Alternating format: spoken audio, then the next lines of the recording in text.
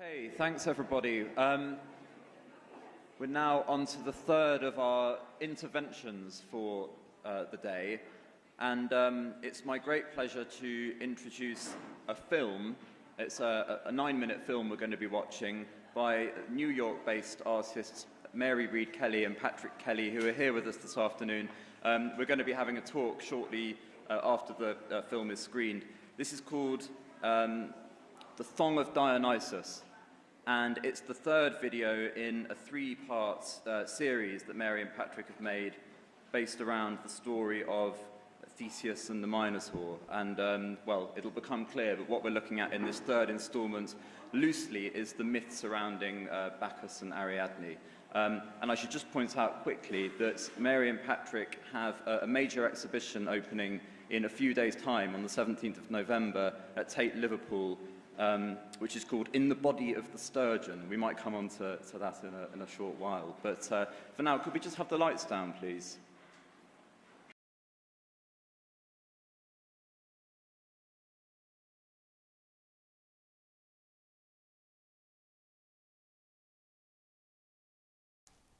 Picture a pitcher bewitched with, an image imagined by jerks, a panel of animals damned in ceramic to flog their most pitiful quirks. Look at this ugly mug that defaces my jug. Here's the faces you find in the sewer. These faces like feces debases my faces. You are vile, Dionysus! No, you're. You're the people implacably plagued by perpetual pupil putrescence, refusing, like losers, the best anti-blueser, the red, undiluted life essence. Man's first curses thirst, from the breast to the hearse, humans hoist a cup high and cry, Water! But this whining is fodder that makes my rage hotter, 'cause pottery ought to be used to hold wine.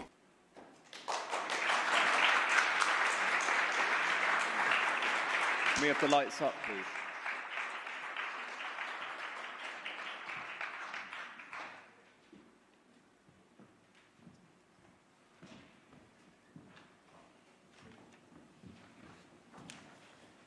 And I'm very pleased to introduce Mary and Patrick. Thanks very much for being with us today, particularly as you prepare for the show at Tate Liverpool. Well, I mean, that was quite something. And Mary, I remember when I first saw the work a few years ago now at your gallery in London. It was one of the other films, I think, from the trilogy. I was just overcome by this. But I thought this is deranged, but it's a really magnificent take on the classical. And maybe we can come back to the idea of how classical you actually consider your work to be, and whether it's the most useful word to use. But I wondered whether, initially, you might just say a little bit more about how this idea for the trilogy around the Minotaur came about, and also about the construction of the film, how the words and the scenography develop. Well, okay, yeah. Put the baby on my lap. So I think that we got the idea of doing something with a theme from antiquity after we lived for a year at the American Academy in Rome. And I think it wasn't so much picking up the idea of wanting to do something that was thematically classical, but just the experience of living in Rome itself, and the constant deconstruction of the city and reconstruction of the city using kind of discarded elements, just the general concept of spolia and recycling ancient materials into a medieval church, and cutting up marbles and using them in mosaic floors. And before going to Rome, we had done historically themed works. We did 4 films that were set in the First World War, and one in mid-19th century Paris. But it was living in Rome, the city, that gave us an idea of putting things from different times cheek to jowl by each other.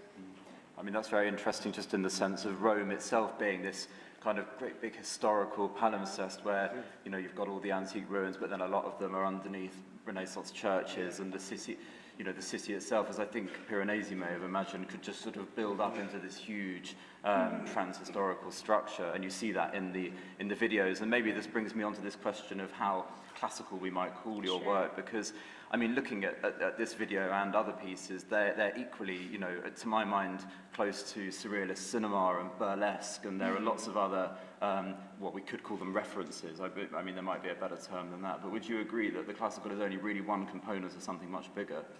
Well, I think I had for a while been identifying the way that I write with all the puns and the wordplay and the rhyme as being Dionysian.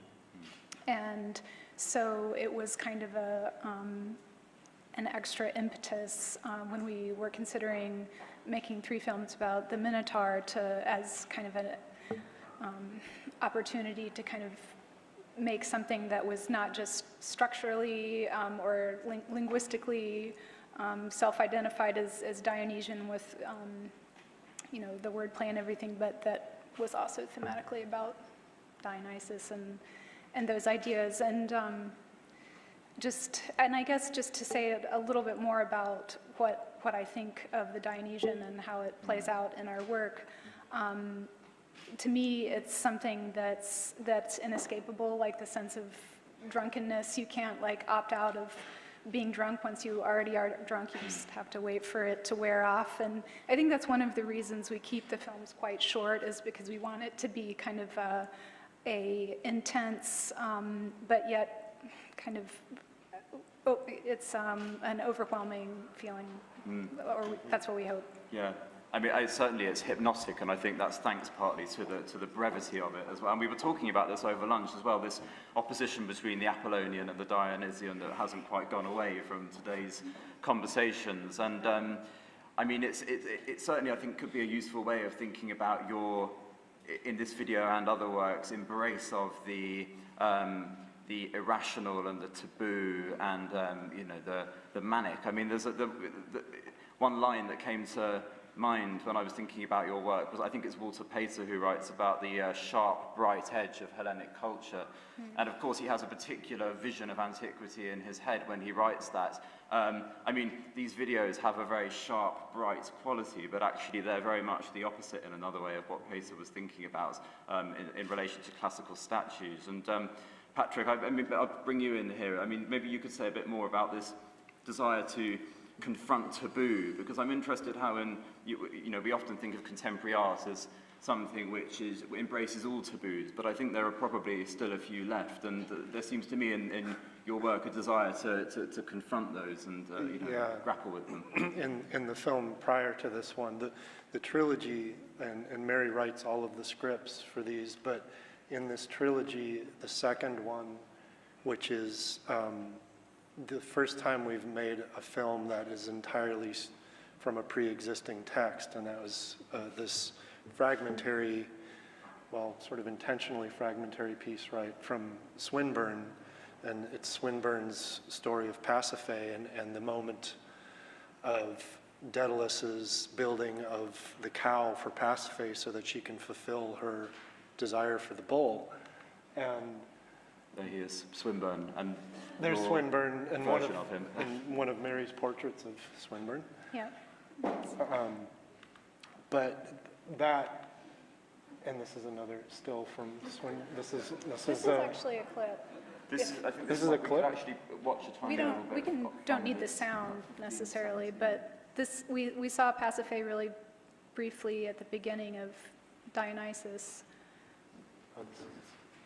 Now chiefly a serving, now this goodly shape stands excellent, a cunning carven beast, made to my mind out of well-labored wood, fit for a fair queen's body to creep in and hide, and suck the liberal juice of joy, drinking with mere beast's mouth of God's delight.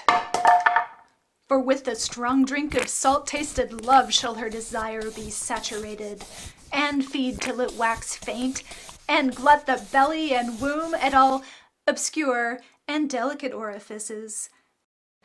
Nor on her dreamless eyelids does the night sit peaceable, nor day with staff of gold beat off the violent thoughts that vex her brain, For when man's heart is hunted of such hounds, not with oil rubbed, nor any bosom grown shall it be salved from seizure of their fangs. Look! If I bid thee duly, cheer or no? O gods, what birth is this then of thy wit? Nay, with bare hands was this thing procreated. Thus then in brief shalt thou reap all thy will. Blessed of God be thou who hast made me so. Here, where this hinge turns inward half the flank. O happy doorway to the widening womb! Creep thou close in, hiding thy furtive foot. By covered ways the warm-walled garden through. And fitting to the measure of the make. Blessed body and bed too sweet for sleep. Thy fair-limbed length and breadth proportionate. Even to the likeness of a 4-foot life. Set mouth to mouth, and flesh to wood, and take a sweet thing taken in a sweet a snare, that prey thy soul hunts after without hounds. No spoil for my spear, but a spear for me. We wanted to make our version, using word for word the text, we wanted to make our version of Daedalus's ego and a masterpiece in creating this cow.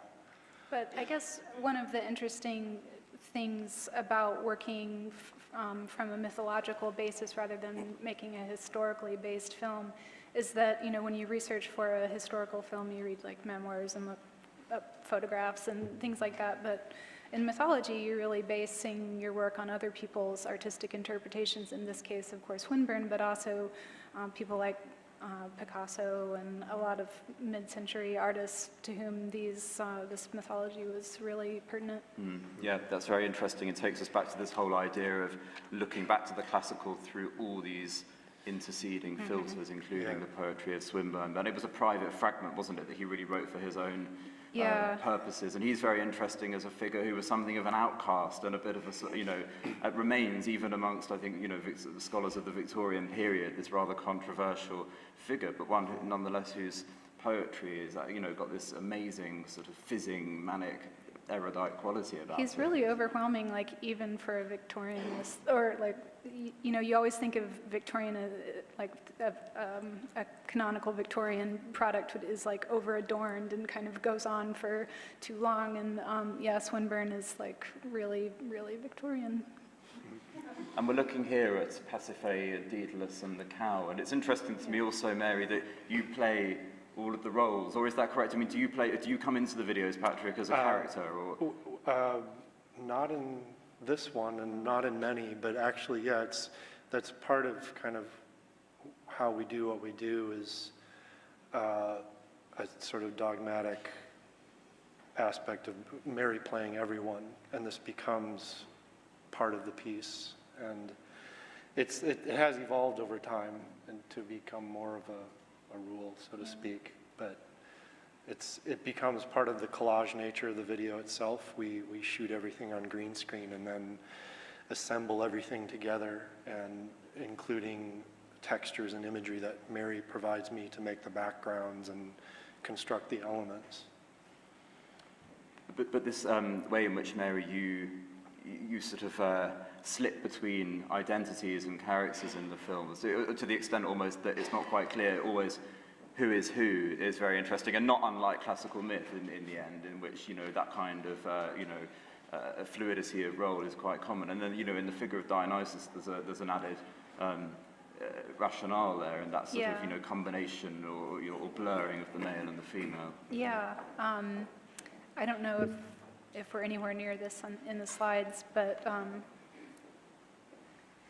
it's like the third one or something.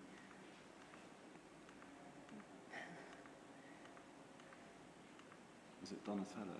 Yeah, it is Donatello. There it is. Well, okay, this is... Kind of give the joke away, yeah, sorry. Right. Showed you the punchline before This is like, I guess, these were my two inspirations for the character of Dionysus, and the way he looks with his, visors and his tube socks with sandals, was the kind of really famously androgynous Donatello David with the Miss Marple hat and the sandals, and then, of course, Andre Agassi.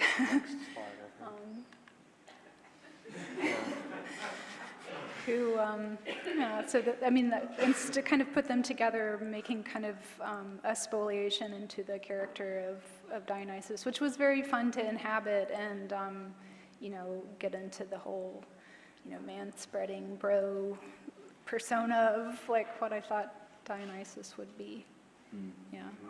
I mean, one thing that pops into my mind watching the film, this is a, you know, irrelevant reference in a way, but a performance artist such as Lee Bowery, who was like a kind of modern-day Dionysus in the 80s and 90s, whose identity was a kind of, you know, admixture of genders and selves. So, I mean, in a way, I think of him when I look at your work, and it has something of the same sort of experimental quality. And I wonder whether actually, you know, although you're described as a video artist or video artist, that, you know, whether you also consider performance something which is part of what you do, or, you know, I don't know if you've done live performances. We have done one. We just did our first live performance in last year, and I mean, when we first started working together, it was kind of an accident. I was a painter, Pat did photography, and we were, you know, just together for a long time as artists individually before we started collaborating.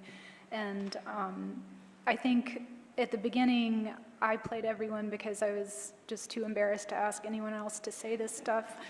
And I think, but over time, I've thought a lot about other forms of art in which the author or the writer of the text is necessarily the performer, or ideally the performer. And so things like stand-up comedy or rap, it's actually integral to the art form itself, I think, to have the performer and the writer be the same persona. Like, for some reason, it's dictated by the form. You know, like in this, it's not important in the same way that Britney Spears writes her own lyrics as it is that Nicki Minaj writes her own lyrics. You know, it's different. Different forms have different rules, and so for some reason, I guess I've stuck with it.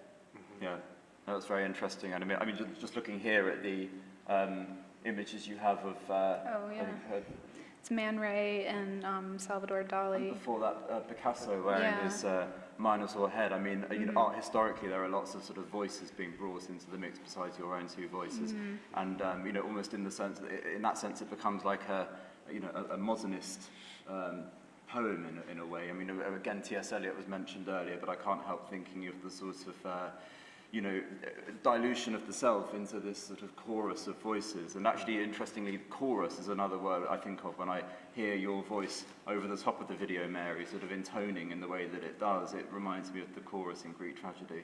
Yeah, and Dionysus, the maenads kind of form the chorus of the piece, you know, by kind of reinforcing the plot and everything, but in the first film, Priapus Agonistes, there's a chorus. And so that was also part of the impetus to choose a classical theme, is to kind of work with the idea of the masque and the chorus, and the idea of a verse, of like a verse play. And Eliot definitely, Priapus as a character was really, I was very inspired by Eliot Sweeney poems, and I guess Sweeney was inspired by a bartender that Eliot knew, and so Priapus was based on my first boyfriend when I was in high school. And you should say Priapus is the stand-in for Theseus. He's the stand-in for, yes, he is. And now, just briefly, because it would be good to have a few questions from the floor, but Patrick, I'm intrigued by the title of the Liverpool show, and this is an indication once more of how the work really does spiral out beyond the classical, you know, far beyond it, in the body of the Sturgeon. Maybe you could just tell us briefly about that, and you know. Yeah, the new piece we're making in the body of the Sturgeon is another form of wordplay for Mary, in the sense that it's actually constructed entirely in pieces from another poem, and it's this ancient form, the cento. I hope we're pronouncing that properly, but someone in this room will correct us. And it's this idea of a poem constructed entirely from parts of another poem so that it has this interesting familiarity, and yet you're telling a different story with these parts. And in the body of the Sturgeon is a full line from this poem that we're using, which is, I'll let you say more Yeah, about so that. the cento is constructed, the plot of In the Body of the Sturgeon. Sturgeon refers to a submarine, a United States submarine that's in the Pacific at the very end of the Second World War. So we're back to a historical theme. But the poem that the entire text for the submarine film is derived from is Longfellow's Song of Hiawatha from 1855. And I don't know if any of you know this poem, but it's like a 31,000 word poem. The entire thing is in trochaic tetrameter, and which is this very unusual meter. It goes da da da da da da da da. In the body of the Sturgeon. By the shores of Gitche Gumee, by the shining big sea water. That's from the Longfellow poem, and I originally just started reading it because I wanted to write in that meter, and this is the longest poem in that meter by quite a long ways. Although Shakespeare did write in trochaic tetrameter, usually to denote a magical character. So, for example, the Macbeth line from the witches, I'll probably massacre a double, boil and trouble. And so, it's that way because it's a magical being, not a human. And so, anyways, so the entire story of the submarine is in this, this kind of language that Longfellow invents to tell the story of Hiawatha, which is this much parodied and pastiche of Hiawatha, this Native American demigod. Fascinating. And just, your mention of Shakespeare there made me think once more, and I think it's, I'm probably wrong, but Prospero, who says, this thing of darkness, I acknowledge mine own. And I really feel in your videos that the dark, the perverse, the taboo is being acknowledged, and we're being reminded that it's in there, not out there necessarily. But it would be great to see if anybody's got some questions for Neri and Patrick.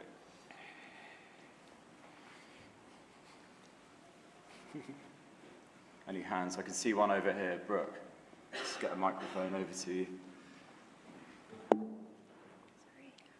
Thank you so much. This is amazing. I've lots to say, but I'll keep it to two things. One, I was just curious, there's such a kind of attitude of being over the top or the pornographic or the Dionysian, but because I have a 4-year-old and I'm telling him these stories of Greek myth, because I just thought that was a good way to entertain him one day. And it's really hard to edit the Minotaur story for a 4-year-old, so it's just brimming over with id and desire and pornography and all the rest. So I wondered, how you see your relationship to the myth as coaxing something. There's something so modern or contemporary about that excess, but I wondered how you saw that as itself part of what you're dealing with. And a kind of similar question, I'll say it more quickly, I'm really struck by the affect, and particularly with Dionysus. All the characters have this flat affect. And again, that might seem like a kind of in opposition to the classical or the ancient. And yet, to me, having spent a lot of time with the Bacchae, there's something really uncanny about the way it picks up on the bizarreness of Dionysus at the end of the Bacchae. What do you do with this intervention where he's clearly in the wrong mode? And there's something funny and horrible at the same time about it. So again, it's I guess the question is, how do you imagine your modality of relation, I guess, to these aspects of antiquity that you're interested in? The Bacchae is a really terrifying play. So maybe, I don't know when you're gonna, maybe when your 4-year-old is 8, she can, or 18, she can read the Bacchae. But, so I guess to pick up the idea of the flat affect, which I know what you're talking about, and I had to smile when you quoted Paul Chan as saying something like, we need to come to a point where what we show, I'm paraphrasing badly, but what we show up with is good enough. And we we approach the work with what we have, whether or not it's like really, really polished or really, really professional. And I'm not gonna ever be an actor or, have some of the talents that, if we wanted to, we could hire, but it would be a different work. There's something really intimate about the way that we make the work, because it is just the two of us and we just kind of make do with that. So I really appreciated your bringing up that point of Paul's, because I think it brings it, when you come up against something that's a little bit inadequate, it throws you back on the materiality of what you're doing, and it puts you in touch with your deficiencies and your brokenness, which has been a theme today, is really where the humanity is. And just to go back about the, introducing the Minotaur to children, and I too was very, very interested in mythology when I was a kid, and only learned the details of the Minotaur's origin story later, and that is pretty interesting. The other thing that I think that is really strange about not just the Minotaur story, but other Greek stories, whether they're mythological or from the plays, that really comes out strongly in the Minotaur story, that I think is very difficult for us to deal with, that we try to touch on in the film, is the idea of fate and being stuck in something against your own choosing. The idea, and it was just the Greek way of how do you explain bad things? Well, it's because, the gods threw a bolt at you, or the gods, have your name on their blacklist or something. And I feel like we've grown a counter mythology to that, saying that we can always, can choose our way out of bad situations. We can bootstrap our way out of bad situations, to use a really American terminology. And so I think this was our way of getting in touch with one of the parts of Greek thought that I feel like have not come along with all the other things that we readily claim as our heritage from the ancient world. I think at that point, conscious of the time, I'm going to suggest that anyone who's got further questions, there'll be some time for that at the end of the day, or you might be able to catch Mary and Patrick afterwards. But I'd like to thank both of you for a brief but absolutely fascinating look at your work. Thanks very much.